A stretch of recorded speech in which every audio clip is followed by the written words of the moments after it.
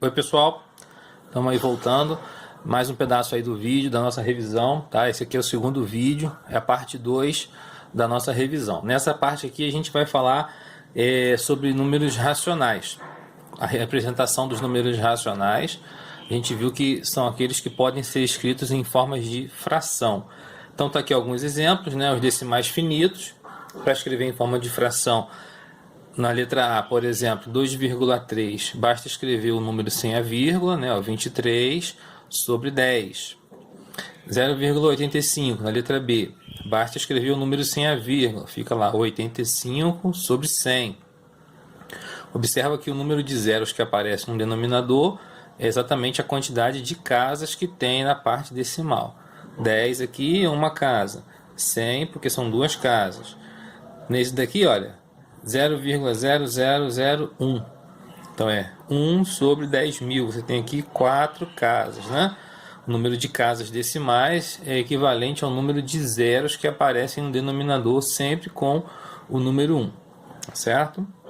Essa é a maneira de escrever em forma de fração um número decimal finito. Agora, as dízimas periódicas. Dízimas periódicas são divididas em dois grupos, as simples e as compostas.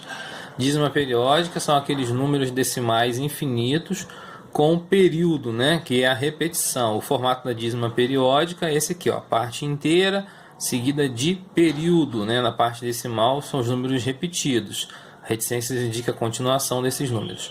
Também podemos escrever a parte inteira e depois da vírgula o período com uma barra em cima. Esse número que tem a barra em cima representa o período. Para encontrar a fração geratriz, ou seja, escrever um número decimal dessa forma em forma de fração, a gente chama de fração geratriz. Tem essa formulazinha aqui, né? Tem o método das equações, que a gente já viu em sala de aula, e esse aqui é o método prático. Basta escrever a parte inteira seguida do período, menos a parte inteira dividida por tantos noves quantos forem os algarismos do período. Lembrando que IP aqui não é uma multiplicação. Nesse caso, o I e o P são apenas escritos um do lado do outro. E a quantidade de noves aqui depende do período. Se tiver um algarismo, é um 9, dois algarismos, 9, 9 e assim por diante. Exemplos. Primeiro exemplo, 0,555. O período é o número 5. Então a gente põe, ó, parte inteira. Aqui nós temos parte inteira e o 5 é o período, né? Então, parte inteira seguida do período menos parte inteira sobre 9. Aqui entrou essas reticências aqui que eu botei errado. Vou ter que tirar aqui para vocês, tá? Desconsidera esse rabisquinho aqui. Então, 5 sobre 9 é a fração geratriz. Se você pegar 5 e dividir por 9, vai dar exatamente 0,555. Segundo, 1,2 barra, olha, a barra apareceu, a barra representa o período, então o período aqui é o 2.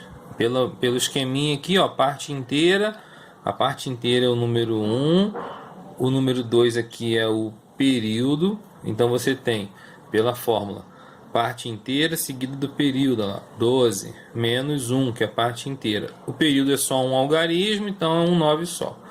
12 menos 1, 11, 11 sobre 9. 2,514 barra, aqui seria aquele número 2,514, 514, 514, reticências. Então, escreve toda a sequência, parte inteira 2, período 514, menos a parte inteira, que é o 2. Embaixo, 3 noves, porque o período é formado por 3 algarismos, então 9, 9, 9. Subtraiu aqui. Lembrando que é uma fração, você tem que simplificar se for possível. Deixa eu puxar um pouquinho. Tem que simplificar se for possível. No nosso caso, não é possível. Dízimas periódicas compostas. Elas são formadas por uma parte inteira, um anteperíodo e o período. O anteperíodo é aquele número na parte decimal que não se repete. Então, isso caracteriza uma dízima periódica composta. Também pode aparecer com o período com a barra, né? A formulazinha, olha lá, IAPIA, né? IAP, inteiro, anteperíodo e período, um do lado do outro, não é multiplicação.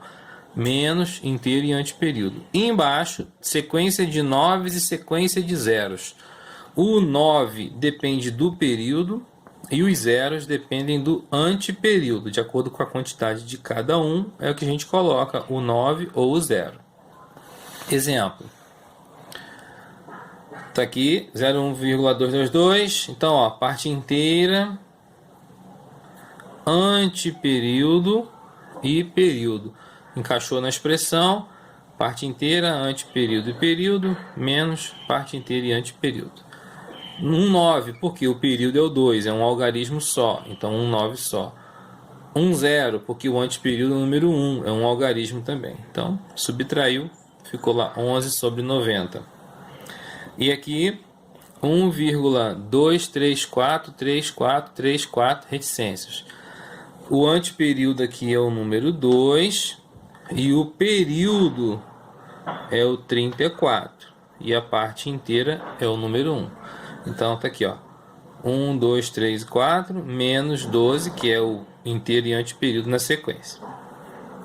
Embaixo, 2 noves, porque o período tem 2 algarismos, e 1 0, porque o anteperíodo é um algarismo só também. Subtraiu, nesse caso deu para simplificar por 2, então simplifiquei a fração, que é obrigatório.